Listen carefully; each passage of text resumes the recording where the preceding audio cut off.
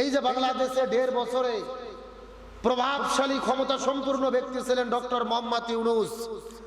গত ২ দিন আগে যখন বিএনপি সরকার গঠন করলেন, ডক্টর মোহাম্মদ ইউনূস ক্ষমতা থেকে বিদায় নিলেন।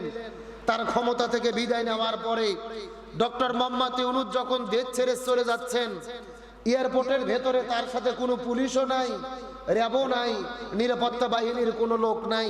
এমনকি তিনি হেঁটে যাচ্ছেন এয়ারপোর্টের ভেতরে, তার একটা ব্যাগ ধরবে, লাগেজ ধরবে, এমন একটা লোকও তার সাথে নাই।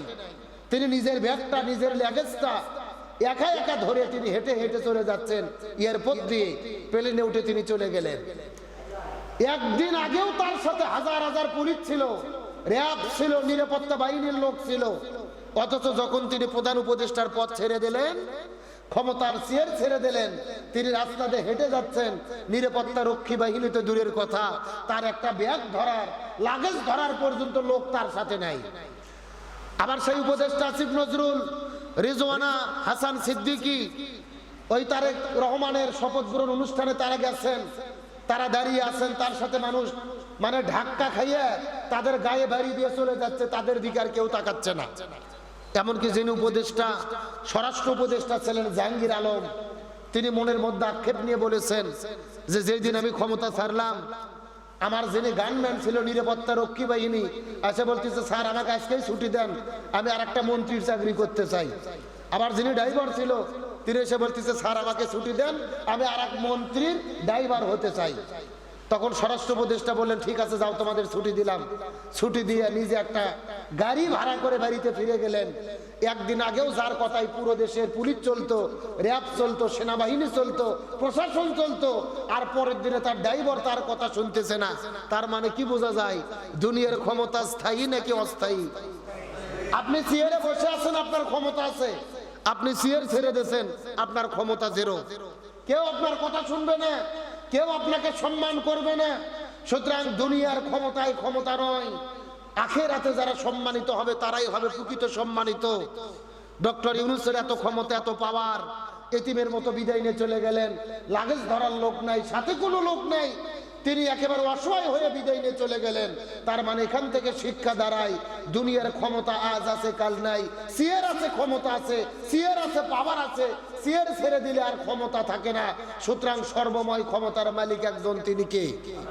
কিন্তু এখান থেকে একটা শিক্ষা দাঁড়ায়, এই দুনিয়াতে ক্ষমতার চেয়ার ছেড়ে দিলেই মানুষ চেনে না, কিন্তু হাসরের ময়দানে এই দুনিয়াতে আপনি যতই প্রধানমন্ত্রী, রাষ্ট্রপতি হন, হাসরের ময়দানে এই দুনিয়ার ক্ষমতা দিয়ে কি কোনো কাজ আসবে? এই দুনিয়াতে আপনি প্রধানমন্ত্রী, রাষ্ট্রপতি ছিলেন, আখিরাতে কি পার পাবেন? আখিরাতে কোনো ক্ষমতা দেখা হবে না। আল্লাহ সুবহানাহু ওয়া তাআলা ওই হাসরের ময়দানে যখন বিচার শুরু করে দেবেন, সূর্য যখন মানুষের মাথার উপরে চলে আসবেন, মানুষের মাথার মগজগুলো গলে গলে পড়ে যাবেন। সন্তান পিতা মাতার পরিচয় দেবে না, পিতা মাতা তার সন্তানের পরিচয় দেবে না, স্ত্রী স্বামীর পরিচয় দেবে না, স্বামী স্ত্রীর পরিচয় দেবে না। এই দুনিয়ার ভেতরে যে সন্তানের জন্য আপনি এত কষ্ট করতেছেন, নামাজ পড়ার সময় পান না, জমির মধ্যে কাজ করেন, অথবা ব্যবসা প্রতিষ্ঠানের মধ্যে কাজ করেন, অথবা দুনিয়ার কত কর্মব্যস্ততায় ব্যস্ত থাকেন, যেন স্ত্রী ভালো থাকে, আপনি সন্তানকে সুখে রাখতে পারেন।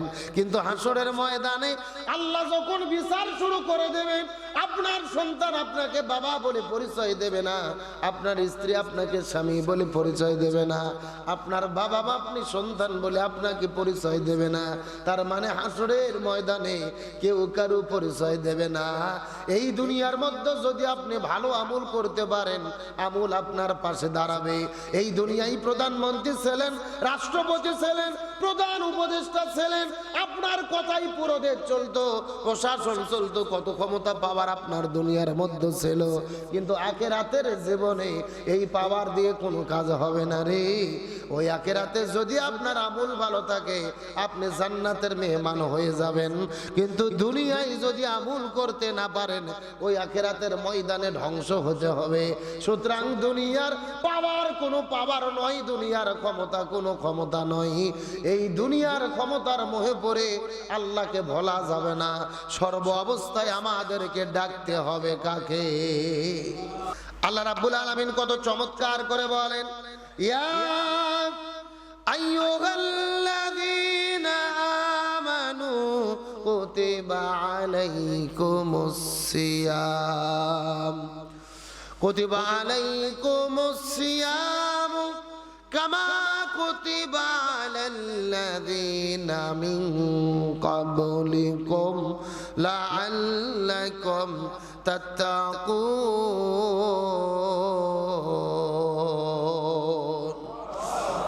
আল্লাহ রাব্বুল আলামিন বলে ইয়া আইয়ুহাল্লাযীনা আমানু, হে ঈমানদারেরা, দুনিয়ার মধ্যে তোমরা যারা ঈমান গ্রহণ করেছো, আল্লাহ তাআলা সর্বপ্রথম ডাক দিলেন ঈমানদারদেরকে। চিৎকার করে বলতে হবে কাদেরকে? আরো জোরে বলেন। আল্লাহ তাআলা বললেন ইয়া আইয়ুহাল্লাযীনা আমানু, তোমরা যারা দুনিয়ার মধ্যে ঈমান এনেছো, কুতিবা আলাইকুমুস সিয়াম, আমি তোমাদের জন্য ফরজ করে দিলাম। কুতিবা শব্দের অর্থ হলেন লিখে দেওয়া, বাধ্যতামূলক করে দেওয়া। আল্লাহ রাব্বুল আলামিন বলেন কুতিবা কাতাবা থেকে এসেছেন, আমি তোমাদের লিখিত করে দিলাম, বাধ্যতামূলক করে দিলাম, ফরজ করে দিলাম।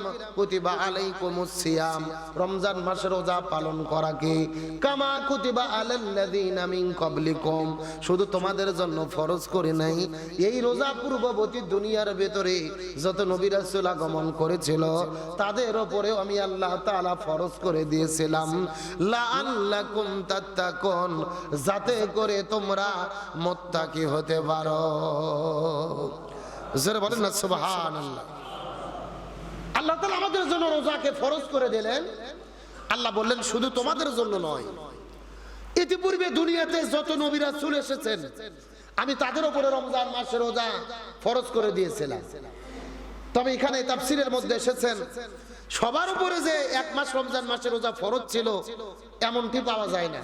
কোন নবী রাসূলের জামানায় রোজা ফরজ ছিল 10 দিন, কোন নবী রাসূলের জামানায় ছিল 15 দিন, আবার কোন নবী রাসূলের জামানায় ছিল 5 দিন, আবার কোন নবী রাসূলের জামানায় 20 দিন 25 দিন। এক এক নবী রাসূলের জামানায় এক এক ভাবে আল্লাহ তাআলা এই রোজাকে ফরজ করে দিয়েছিলেন। কারণটা কি? আল্লাহ তাআলা বলেন লাআল্লাকুম তাত্তাকুন, যাতে করে তোমরা মুত্তাকি হতে পারো। জোরে বলেন যাতে করে আমরা কি হতে পারি? মুত্তাকি হতে পারি। আল্লাহ তাআলা সর্বপ্রথম বললেন ইয়া আইয়ুহাল্লাযীনা আমানু, হে ঈমানদারেরা। একটু জোরে বলেন তো আল্লাহ কাদেরকে ডাক দিয়েছেন? ঈমানদারদেরকে।